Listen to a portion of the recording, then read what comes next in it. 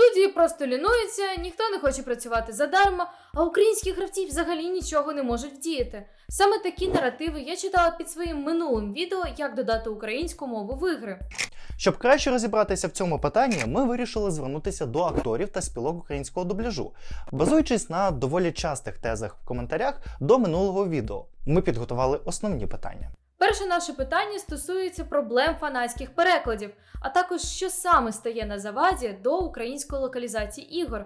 Я завжди думала, що проблема лише в фінансуванні. Але чи так це? Якщо коротко, то фанатам нічого не забороняє і не заважає зробити локалізацію. Це завжди їхня ініціатива і все. Тобто, вони на те і фанатські, що робляться просто тому, що люди хочуть зробити локалізацію. Тому основна проблема – це, мабуть, можливо, відсутність мотивації і відсутність заробітку на ній. Друга проблема – це те, що часто фанатський переклад, він недостатньо високої якості. Тобто людина, яка береться за переклад, вона може недостатньо знати англійську, недостатньо знати українську. Інше те, що може бути недостатньо досвіду, як у професійних перекладачів, тому що є, наприклад, мій знайомий перекладач Денис Корбатюк, він настільки запарюється над перекладами книг по Варкрафту, прописує діалекти, наприклад, оркам і гномам. Він їм робить, діалекти українські, але там були діалекти англомовні, шотландські та ще якісь, тому він вирішив, наприклад, це зробити так. Я не впевнений, що непрофесійна людина буде так запарюватися. Ось у цьому теж буде проблема. Однією з основних проблем фанатських перекладів, на мою думку, є слабка обізнаність глядачів у, по-перше, їхньому існуванні загалом, а по-друге, наскільки складно взагалі такі переклади робляться. І тут проблема в першу чергу не в тому, що ми не поширюємо інформацію про наші переклади, бо ми це робимо, а в тому, що глядачі, навіть ті, які вже знайшли наш переклад, не поширюють цю інформацію серед своїх друзів. Наприклад, нещодавно була саме така ситуація, коли для багатьох стало відкриттям, що ми уже 7 років поспіль робимо українізацію, українську озвучку для мультсеріалу «Рік та Морті». І виявилось, що багато хто дивився саме російський переклад. Складність почати та рухатись. Особливо на початку. Тобто немає підтримки, немає якоїсь комунікації з людьми. Дуже складно робити контент без фідбеку, без комунікації з глядачами, які б могли написати свою думку або сказати, що це круто, але ви можете зробити отак. Тобто цей фідбек, він дуже потрібен. Поставте лайк, напишіть коментар будь-який, просто вогонь напишіть і все. І це вже буде приємно людині. І у неї буде мотивація рухатись далі, тому що десь місяць у нас було таке, що нам взагалі ніхто нічого не писав, не казали, що, як, чи подобається, чи не подобається. І був момент, коли ти вже не хочеш це робити, тому що ніхто не підтримує, сенс. І потім вже через місяць, коли ми трошки вийшли на більший результат, трошки вже зрозуміли, як працювати, і контент став кращим, то, звичайно, пішли вже коментарі, пішли лайки, і це дало справжню мотивацію працювати. Тож, якщо ви вже знайшли якийсь український переклад для якоїсь гри, мультсеріалу, фільму тощо, будь ласка, поширте цю інформацію серед своїх друзів. Ви дуже допоможете і фанатським перекладам, і офіційним перекладам, і взагалі в українізації всього всесвіту. По-перше, варто зауважити, що фанатське озвучення ігор і тих самих, наприклад, серіалів – це трошки різні речі, це різні підходи, різні реалізації. Щодо фанатської українізації ігор є ще одна проблема, а саме те, що кожна гра розробляється на іншому рушії. І відповідно для кожної гри, щоб дістати вихідні файли, а саме файли озвучення, текстів, треба застосовувати свій окремий алгоритм дешифрування, декодування і розпаковування, по суті, всього контенту гри. Потім це все, очевидно ж, перекласти, озвучити і потім знайти спосіб запакувати все назад в контент гри, щоб воно ще й правильно працювало і не порушило ніякої структури файлів та взагалі не зламало саму гру. На жаль, але щоб дублювати ігри дуже грубо, але без програмістів не обійтися, бо треба якимось чином отримати доступ до запакованих файлів гри. Ви можете просто взяти, зайти на будь-яку теку з нової гри і побачити там файли невідомі. Ви їх не зможете нічим відкрити, от просто зовсім. І от часто в оцих от невідомих файлах, які там мають якусь певну назву, знаходяться безпосередньо файли самої гри, типу там музики, звуків, розмови. І це все треба якось випакувати. Цим рідко тому і займаються, тому що це доволі геморно, це все розпаковувати, запаковувати. Якщо брати там умовний якийсь серіал, то ти взяв, завантажив з інтернету файл MP4, переклав по субтитрах готових, як правило, готові англійські субтитри, ти їх переклав, всі озвучились, звівся звук під одну доріжку, і все це докупи зібралося в один файлик, і все, і готово. Можна подумати, що приблизно так може робитися дубляж ігор, але ні. Там всередині в самої гри, в оцих от невідомих файлах, там можуть бути різні звукові файли, які там окремо одна від одного. Кожна репліка може бути окремою одна від одної. Тобто це не один цілий якийсь файлик, а їх там багато. І треба зробити такі ж самі файлики, як от там от мають бути. І дуже часто ви можете побачити, що фанатське озвучення з'являється саме для доволі старих ігор. І це через те, що для них уже існують способи для декодування і закодовування назад все в файли гри. До прикладу, от старі ігри, якщо ви пам'ятаєте, коли ви заходите в теку з-під гри, то там можна знайти теку з-під звукових файлів. І там от купа таких файликів OGG формату, як правило, я, здається, так пам'ятаю, в тому самому Warcraft'і старому так от було. Ти заходиш і можна ледь не кожну репліку просто прослухати. Там «Занерзуло». О, до речі, здається, ж є українізатор на Warcraft український. Там просто береш, робиш такі ж самі файлики формату OGG, заміняєш їх, головне, щоб там тривалість була однакова, і готово. А в сучасних іграх так не вийде. Тому, найголовніша проблема в українській локалізації, фанатській українізації, так, неофіційній, це от якось все це випакувати, все це організувати, так, як має бути безпосередньо в файлах гри, і все це наново туди запакувати. Також варто зауважити об'єми роботи. Вони набагато більші, ніж просто брати, озвучувати умовний серіал будь-чого там. Там цілий сезон в 10 серій, кожна серія йде по годині. Це зробити куди простіше, ніж озвучити умовну гру якусь. Фанатський переклад дуже часто не доживає до своєї, так би мовити, фінальної стадії. Тобто людина сповненим ентузіазмом береться перекладати, думаючи, що це настільки просто. Ну і там відносно мало тексту. Дуже часто люди помиляються на рахунок об'ємів тексту навіть в якійсь простій грі, де може навіть говорити не треба, а лише текст меню. Тим не менше, якщо гра має умовно більше 100 тисяч слів, це вже може стати серйозною перешкодою для фанатських перекладів, тому що вони зазвичай збираються декілька людей разом. Проєкт не завжди доживає до кінця. Багато перекладів залишається недороблено або на стадії «давайте зберемося, давайте зробимо», але коли всі збираються і починають щось робити, то воно все розсипається. Тому, як правило, дубляжі фанатські саме ігор не поширені. Їх роблять дуже рідко і найчастіше роблять все-таки текстовий переклад. Текстовий переклад є, він існує, його багато, толока вам в допомогу. Чи змінилася тенденція у попиті на українську локалізацію? В більшу або навпаки? На жаль, я не володію якимись статистичними даними і не можу сказати, чи змінилася якось тенденція позитивну чи негативну сторону, але можу судити по своєму власному YouTube-каналу. І переглядів після вторгнення росіян стало в 2 рази більше, як мінімум. Тож, ймовірно, що не лише попит на YouTube-відео, але й попит на українську локалізацію у фільмах, іграх, мультсеріалах, серіалах і всьому підряд також, мабуть, зросла. Але ніякими статистичними даними це не підкріплено. Це мій особистий здогад. Так, звісно, після вторгнення тенденція змінилася у попиті на українську локалізацію, бо українська стала більш модна, люди почали розуміти, чому українська взагалі потрібна.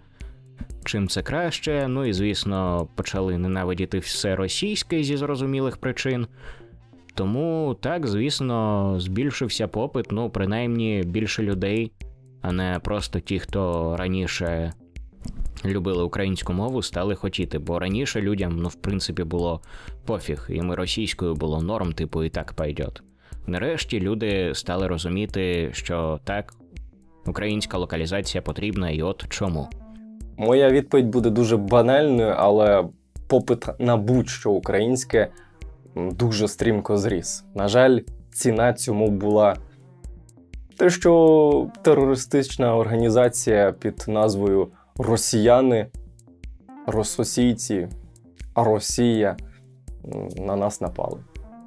Ми платимо високу ціну за те, щоб світ про нас дізнався, бо до 24 лютого всі нас просто в більшості випадків ігнорували і не вважали наш ринок хоч якось перспективним. Здебільшого, я не кажу, що прям всі підряд, але здебільшого, звісно, це в першу чергу стосується ігор, де як таких кордонів плюс-мінус не існує.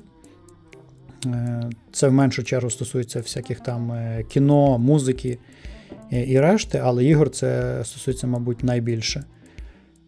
Після 24 лютого, так,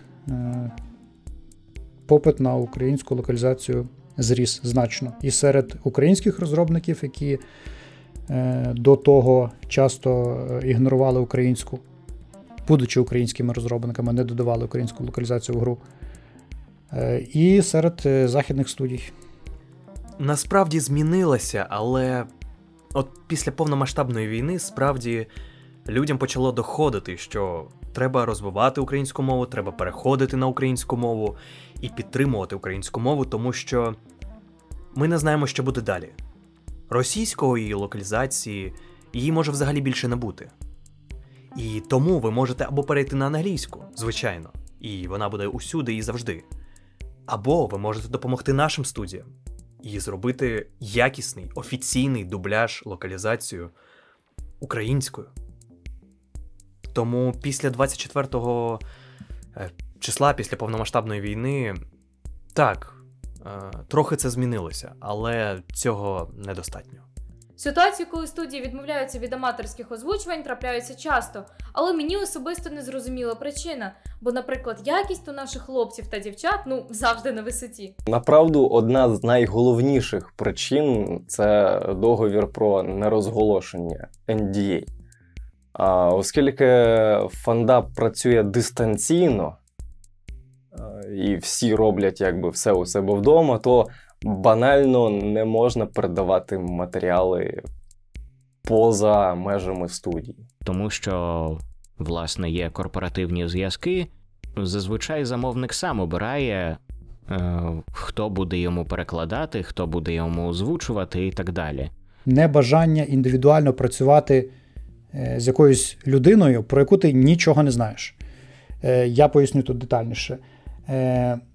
Є, умовно, дві категорії, можна навіть сказати, три категорії розробників ігор. Великі студії, якісь дрібні інді-студії і індивідуальні розробники, які там 1-2 людини збираються докупи, а користуються послугами волонтерів для того, щоб зробити в грі ті речі, які вони особисто самі не вміють, не можуть зробити.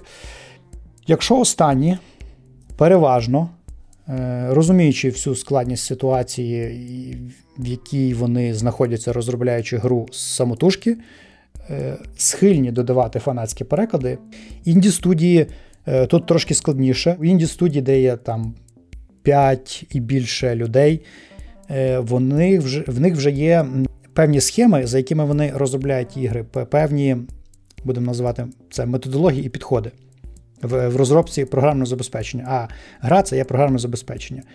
Вони їх стараються дотримуватись для оптимального графіку, для того, щоб гра вийшла вчасно, була достатньо якісною. Там є певні процедури, яких треба дотримуватися. І вони, оцей запит від фаната на додачу перекладу в гру, він, так би мовити, порушує цей процес. Тому інді-студії надають перевагу пакетним перекладам. Це коли студія звертається до студії перекладу, і вони озвучують їм список мов, на які б вони хотіли мати переклад. Студія перекладу цей список приймає, або самотужки перекладає на всі ті мови, які їм озвучили, або наймає фрілансерів. Це вже проблеми, так би мовити, перекладацької студії. Але основна перевага тут в тому, що є лише дві точки дотику, так би мовити. Інді-студії розробник гри і студія перекладу. І все. Відбувається дуже проста комунікація.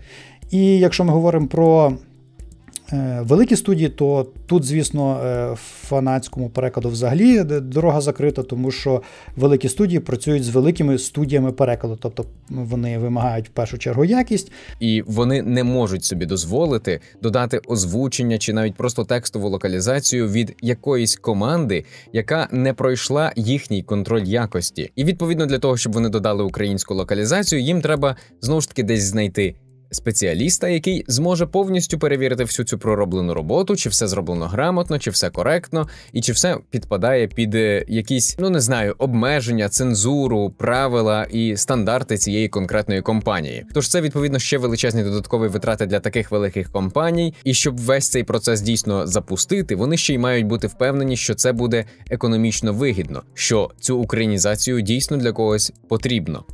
І який сенс це робити компанія, якщо це не підтримується? І в цьому ключова проблема, що україномовний контент, він поки не розвинений. Настільки, щоб брати всі озвучки, щоб дивитися на студії, які займаються цим, і патентувати це як офіційно. Тому що для них це просто нерентабельно, для них це не потрібно, для них це не перспективно, і це не принесе їм нічого. Тільки витрачений час, тільки витрачені гроші. Тож зазвичай уже готові аматорські локалізації додають інді-розробники, яким і так нічого втрачати. Є думка, що студії озвучки нічого не роблять на ентузіазмі та без грошової мотивації. Чи згодні ви з цим питанням?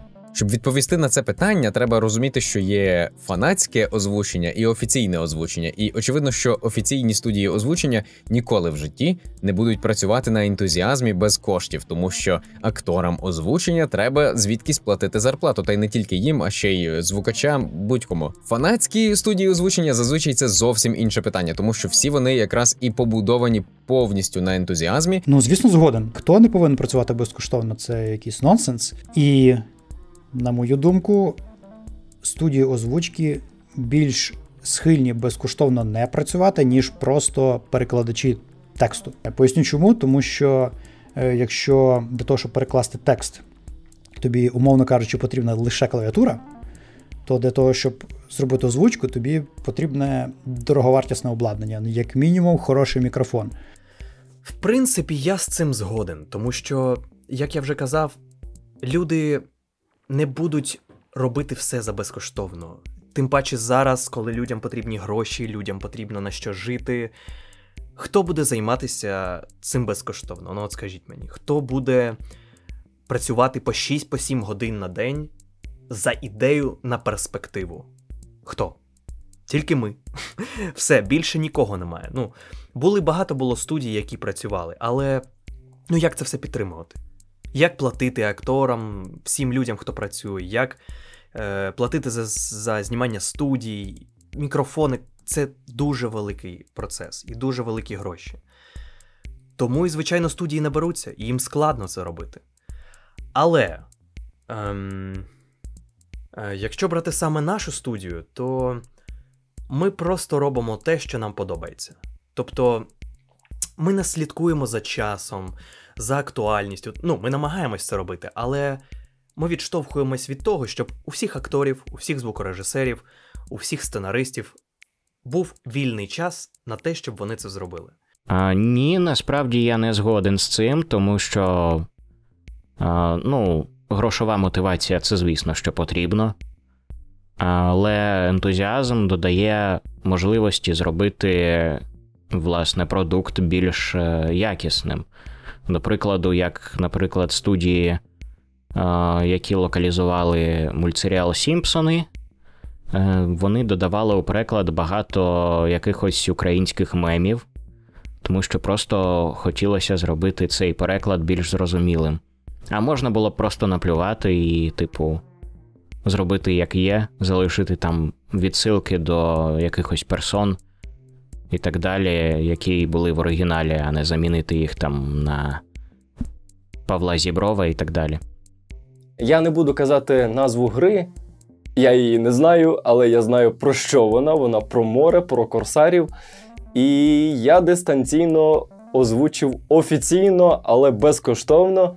На ентузіазмі мало хто що робить. Ну, от я безкоштовно озвучив на ентузіазмі якогось там певного персонажа. Я не буду казати якого, але я озвучив. Так от, в українському фандабі і не тільки вже давно є нормальним підтримка від глядачів.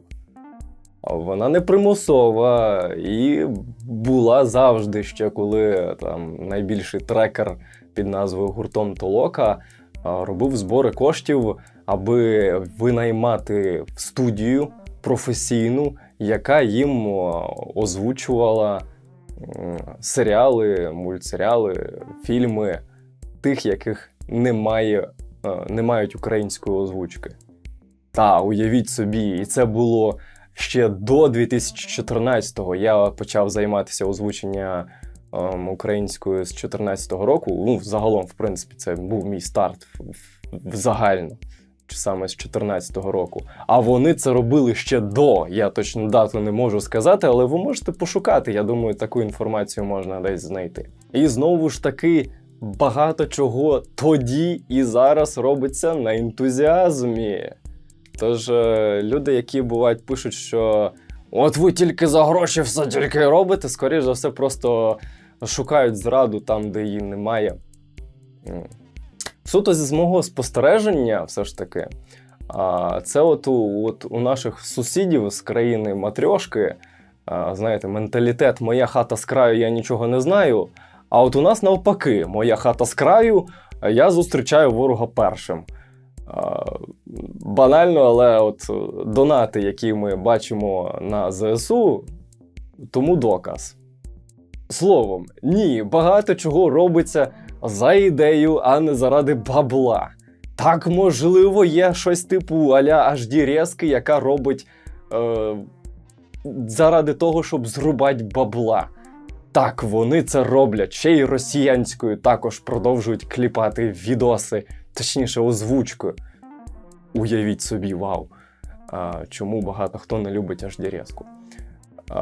Ну і так, звичайно, фінансування від глядачів відкриває більше можливостей і реалізації. Тож зазвичай це все дійсно робиться на голому ентузіазмі після роботи у вільний час, тому що основна мета таких людей – українізувати чим побільше контенту. Але завжди треба пам'ятати, що ентузіазм з часом зникає. Приходить жорстоке реальне життя, яке показує, що треба за щось купувати хліб, оплачувати комуналки і так далі. Тож підтримка глядачів і підписників ніколи не буває лишньою. Наступне моє питання про наболівше і стосується безпосередньо теми минулого відео, а саме як додати офіційну українську локалізацію в ігри. Щоб ігрові студії нарешті додавали текстову або навіть повну українську локалізацію, в першу чергу вони мають розуміти, що їм це буде економічно вигідно, а для цього вони перевіряють різноманітні метрики, статистики і так далі. Ну і серед таких статистик найважливішими є, скільки з українського регіону взагалі купують ігри, а не піратять, і скільки людей взагалі користуються українським інтерфейсом та українською локалізацією загалом, а не російською, наприклад. Все дуже просто. Ігри, як і будь-який інший вид бізнесу, це в першу чергу бізнес. І вплинути на студії може тільки грошова мотивація. Якщо студія бачить зиск з додавання локалізації, то вона, скоріше всього, її додасть. Дуже рідко на перепоні стають якісь додаткові чинники. Тут я маю на увазі, наприклад, якісь політичні упередження чи обмеженість ресурсів. Є певні речі, які, наприклад, певна студія може не хотіти робити. Наприклад, вона обмежується тільки додаванням локалізації на 5 стандартних європейських мов і все. От, наприклад, в студія Square Enix, в них дуже мало локалізацій в порівнянні з іншими студіями От вони, японська студія, вони зазвичай додають 5 стандартних європейських мов і все. І на тому ця історія закінчується. Вони не хочуть робити більше того, ніж що вони звикли робити. Можливо, в них є якісь на це вагомі причини, але зазвичай, якщо бізнес-складова вигідна, то чому б її не робити? Інша справа, що дослідження ринку українського недостатнє і певною мірою упереджена, тому що в нас сприймали до недавнього часу як частину російського ринку, а для російського ринку достатньо російської мови, відповідно, нащо напружуватися і додавати українську, в Україні грають або англійською, або російською. А сенс для української аудиторії додавати локалізацію, якщо вони все одно будуть грати російською? Вони ж це все аналізують, там є фокус-групи і так далі, всі ці дані збираються.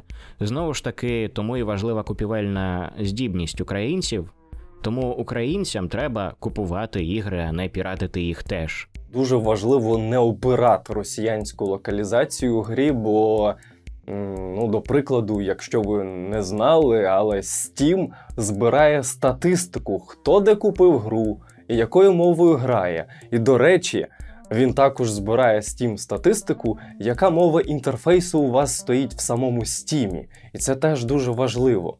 Якщо у вас раптом чомусь досі стоїть росіянська, то поставте українську. Якщо у вас стоїть англійська, теж, будь ласка, поставте все ж таки українську, тому що ви піднімаєте рейтинг, чомусь іншій мові. Я не знаю, чому ви це робите. Чому ви це робите, напишіть в коментарях. Я думаю, буде цікаво почитати, чому ви це робите. А повертаючись до статистики, отак якраз і гуляє наратив у розробників, що, багато хто грає з російською локалізацією, і от вони бачать, список, Україна, багато, до речі, грають російською. Так, а на що їм українська треба? Вони ж і так поймуть.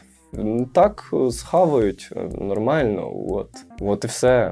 Ми самі створюємо цей наратив. Наратив, якої різниці, і потім ми всі стаємо братніми народами, і потім до нас приїжджає сусід і каже, а ви ж тут російською розумієте, ж розмовляєте на русском, ми вас захищати прийшли.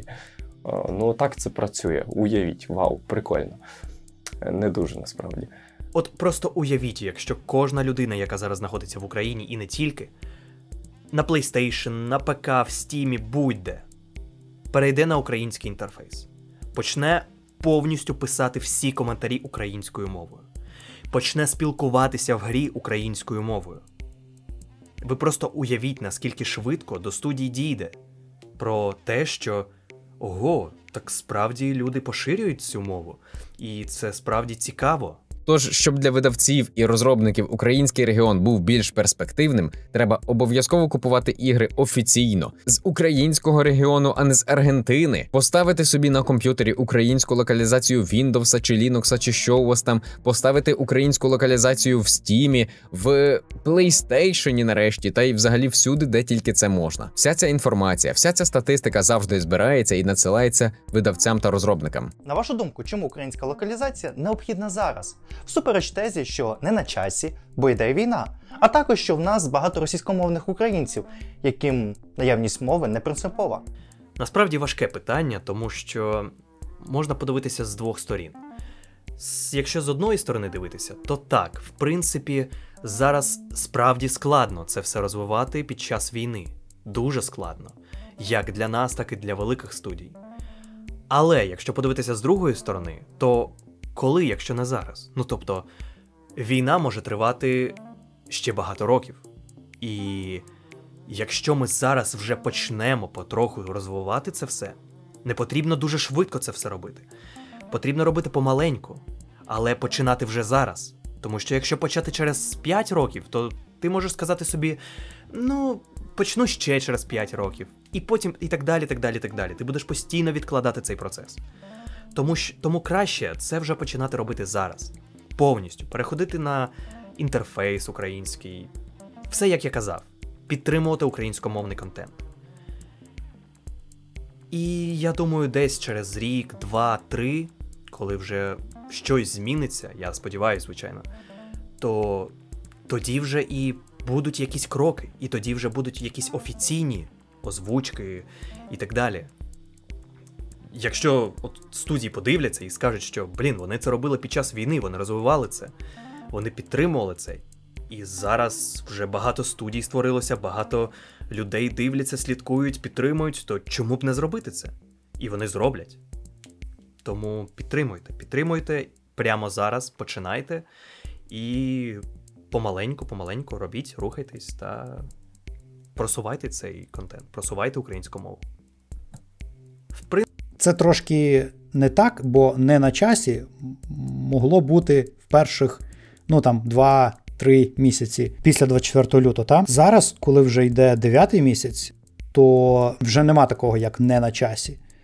На часі зараз все. Життя, так би мовити, воно повинно продовжуватися, і в тому числі і його культурна складова. А мова в іграх – це культурна складова нашого життя. Тому не на часі це не про зараз, не про 9-й місяць війни.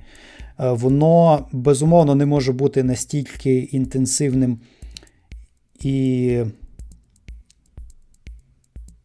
поширеним, і масштабним, будемо так це називати, але воно повинно бути. Тобто запит повинен бути. Ми пишемо розробникам про додавання української локалізації. Вони самі нам пишуть зараз про бажання додати українську локалізацію. Тому все на часі. А щодо російськомовних українців, яким наявність мови не принципова, такі люди будуть завжди і всюди. Тобто є завжди категорія людей, яким все одно на якісь певні речі в суспільстві. Вони їх просто ігнорують. Їм не принципово. І тут не настільки важливо, мабуть, російськомовні вони чи україномовні. Є велика категорія людей, які, наприклад, полюбляють грати виключно в оригіналі, і вони вважають, що тільки так правильно можна спожити продукт, а не в перекладі. Тобто є різні особисті причини, чому люди обирають той чи інший спосіб розваги, а ігри – це в першу чергу розваги. І якщо людині простіше грати, мабуть, російською, тому що вона часто нею говорить, звикла до неї, вона є звичніша, то ми не можемо цій людині в цьому відмовити, та? Чи якось заставити перейти на українську. Її ніщо не заставить перейти на українську. Українська повинна бути як мінімум такою ж якісною і доступною, як російська. Тоді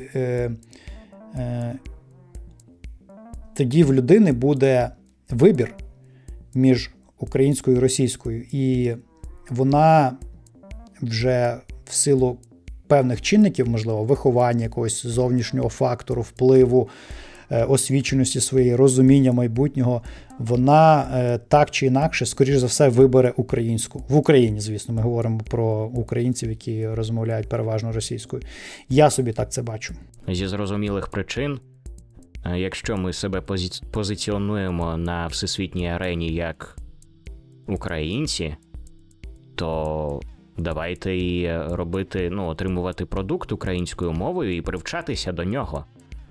Тому що саме через те, що люди не привчені до контенту українською мовою, в нас є отакі, будемо їх називати, інакшодумці, в нас є ті, кому яка різниця. І, власне, інші країни, вони такі висновки про нас роблять. Вони бачать, що наша культура нікому не потрібна, що вона не цікава, і чи є вона взагалі. І тут ми повертаємося до того, про що вже багато років багато хто говорить.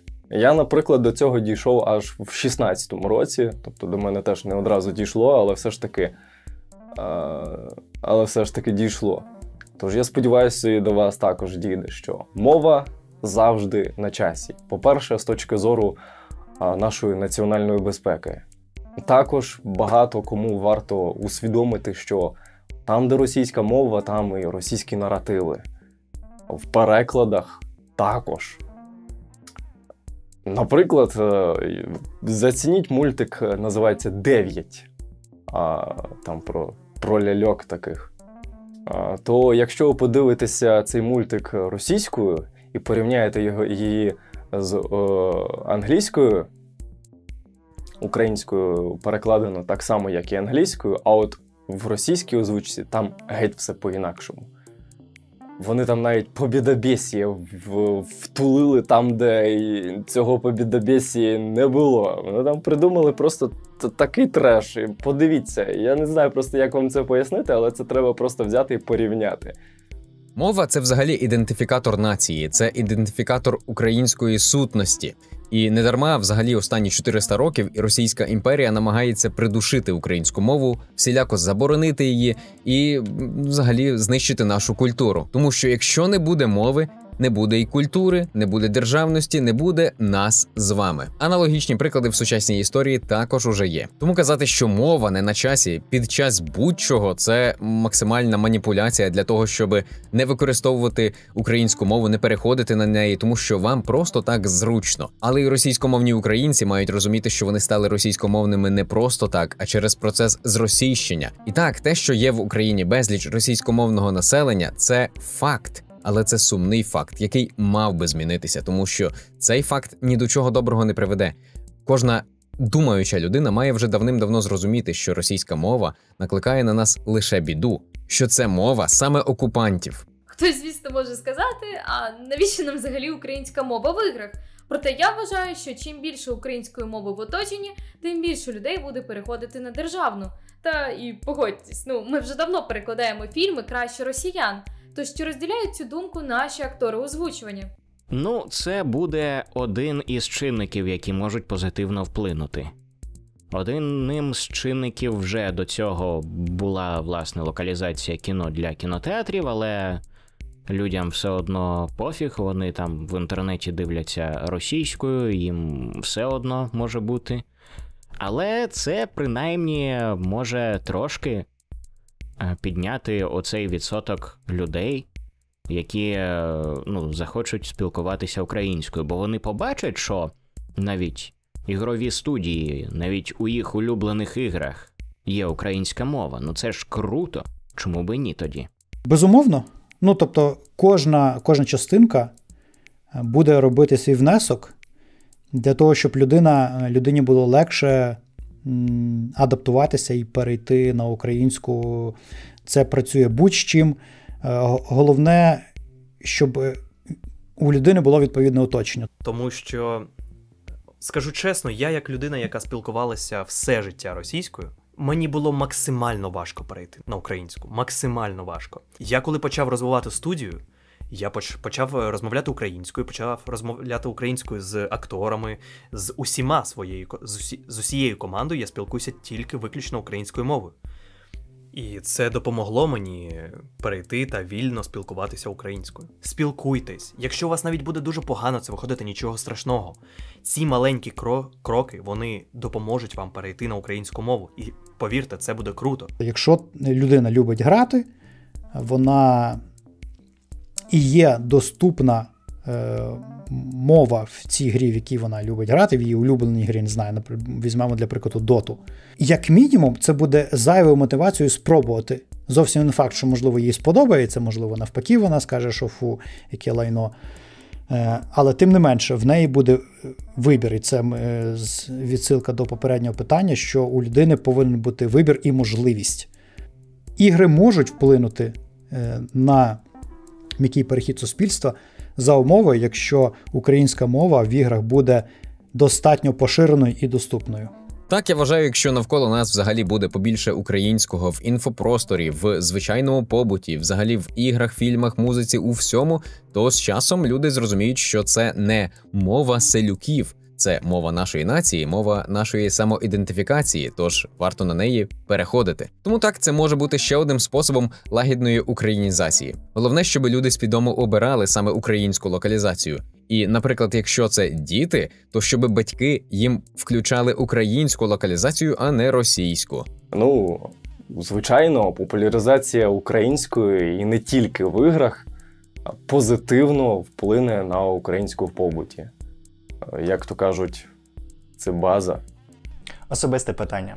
Який продукт, гру, фільм або аніме ви б хотіли би озвучувати? Ой, знаєте, навіть не знаю, що б я хотів озвучити. Звісно, було б класно стати офіційним голосом якоїсь великої, ну навіть не на головних ролях, але все одно якоїсь великої франшизи. Втім, мабуть, що просто чогось конкретного немає. Я б хотів би просто поозвучувати у чомусь популярному і що всім подобається. Така от мрія невеличка. Тож не й буде. Я хотів би офіційно бути голосом Ріка Санчеза, Морті, дідько. Бо я озвучую Ріка Санчеза в озвученні від Т. Стругачка. А в грі я б хотів би озвучити якогось пафосного персонажа, типу там Неро з Devil May Cry, який такий типу «Гей, йоу, як справи, демоне?» І щось там і рубає всіх там такий «Ой-ой-чо-чо-чо». Це прикольно. Я вже перекладаю проект «Свої мрії». Частково це так можна назвати, тому я не можу розголошувати деталей через NDA, але ну от якось так. Я люблю переклади, я вже займаюся улюбленою справою. Ну, насправді ми вже займаємось цим. Ми робимо повноцінну гру The Last of Us, тобто повноцінну локалізацію, яку можна буде встановити та грати на PlayStation. Ну, не на 5-й, звичайно, але на 3-й, 4-й можна буде спокійно запустити. От, і ми хочемо запатентувати її як офіційно, звичайно, тому ми зараз прикладаємо максимальні зусилля, працюємо максимально якісно, щоб вийшов дуже гарний і крутезний продукт. Насправді до проєкту озвучення своєї мрії я уже долучився, а саме до озвучення трилогії ігор про принца Персії. Це одні з моїх найулюбленіших ігор. Ми почали робити цей проєкт в 2021 році, але з настанням вторгнення Росії все заморозилось, тому що наш координатор знаходився під окупацією. Сподіваюсь, ми колись зможемо завершити цей проєкт, і ви зможете насолодитися прекрасним озвученням цієї старої трилогії, бо знову ж таки легше перекладати старі ігри, як я вже казав. Якщо ж говорити про серіали чи мультсеріали, то я залюбки долучився до озвучення Сімпсонів. Ще тоді, давним-давно, колись в своєму дитинстві. Тому що саме після перегляду нашого дубляжу Сімпсонів я і захотів стати актором озвучення. А загалом я впевнений, що української локалізації в іграх буде ставати все більше і більше. Тим паче, що студія Postmodern, а це офіційна українська студія дубляжу, віднедавна почали займатися саме озвученням ігор. І перша гра з їхнім озвученням уже вийшла. Називається Shutterline. Тож чим далі буде краще, але й ви мусите посприяти цьому процесу. Тож, підсумовуючи, хочу сказати, що давайте ми припинимо винити студію озвучування, чи то акторів. Питання локалізації є доволі складним. Зауважу, що тут немає простого рішення. Будь-які варіанти, які ми згадуємо або пропонуємо, насамперед це наша думка та бачення, що можна зробити, щоб виправити цю ситуацію. Головне – щось почати. І нарешті зрозуміємо, що наш кожен крок, він важливий. Навіть якщо він вам здається маленьким, в масштабі України та кількості граючих людей, це вагомий внесок. Дякую, що подивився цей випуск. Якщо в тебе виникли додаткові питання з приводу локалізації або студії дубляжу, обов'язково пиши у коментарі. З тобою був Богдан. А з вами була Лєра та що Аве. Тож обов'язково підписуйтесь на канал, ставте лайки і пишіть в коментарях свою думку стосовно цього відео. До зустрічі!